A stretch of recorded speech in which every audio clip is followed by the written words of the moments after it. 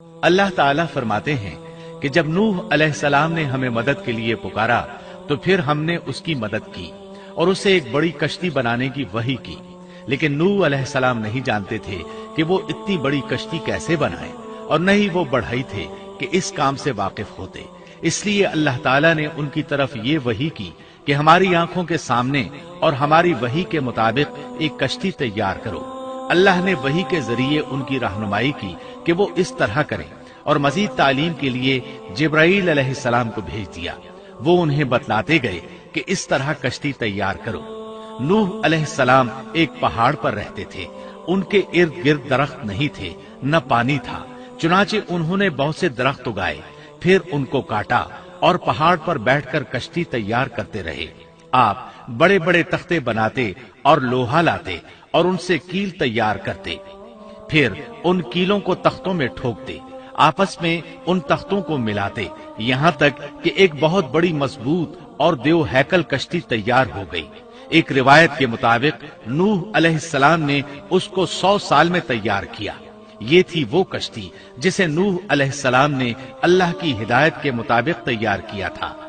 سورۃ القمر آیت 13 میں ارشاد ہوتا ہے، وَحَمَلْنَاهُ عَلَى ذَاتِ أَلْوَاحٍ وَدُسُرٍ، اور ہم نے نوح کو اس کشتی میں سوار کیا جو تختوں اور کیلوں سے بنی ہوئی تھی۔ نوح علیہ السلام نے دعوت کا کام چھوڑ دیا اور کشتی بنانے لگے۔ وہ لوگ جب انہیں کشتی بناتے دیکھتے تو ان کا مذاق اڑاتے، کہتے، نوح پہلے تو نبی تھا، اب بڑھئی بن گیا۔ مزید کہتے، یہ کیسا مجنون ہے کہ پہاڑ پر کشتی بنا رہا ہے، تعجب ہے اس پر۔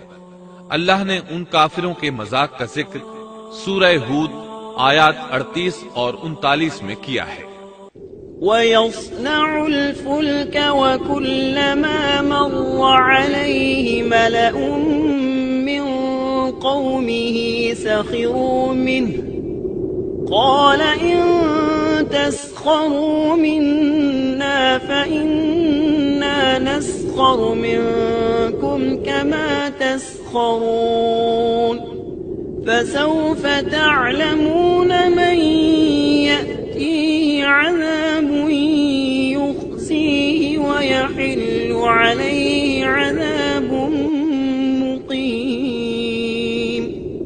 نوح کشتی بنانے لگے، اس کی قوم کی جو جماعت اس کے پاس سے گزرتی وہ اس کا مذاق اڑاتی۔ وہ کہتے، اگر تم ہمارا مذاق اڑاتے ہو تو ہم بھی تم پر ایک دن ہنسیں گے جیسے تم مسخرہ پن کر رہے ہو۔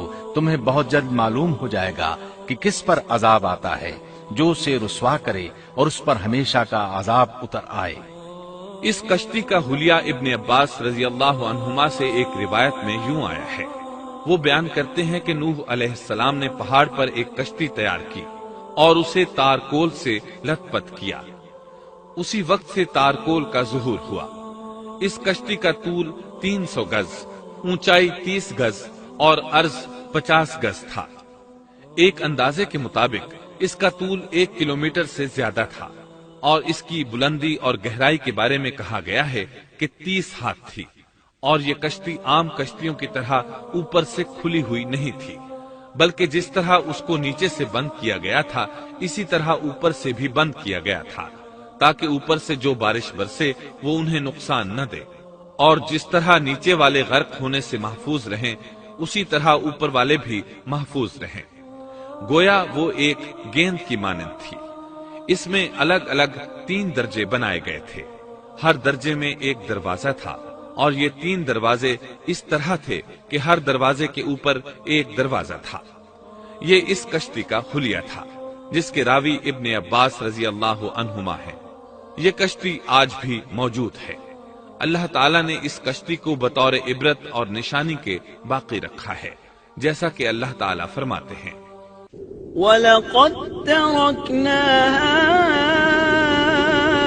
آيَةً فَهَلْ مِن مُدَّكِرٍ، اور بے شک ہم نے اس واقعے کو نشانی بنا کر باقی رکھا، پس ہے کوئی نصیحت حاصل کرنے والا۔ اس صدی میں علماء کے ایک گروہ نے اس کشتی کو ترکی کے ایک پہاڑ پر پا لیا ہے۔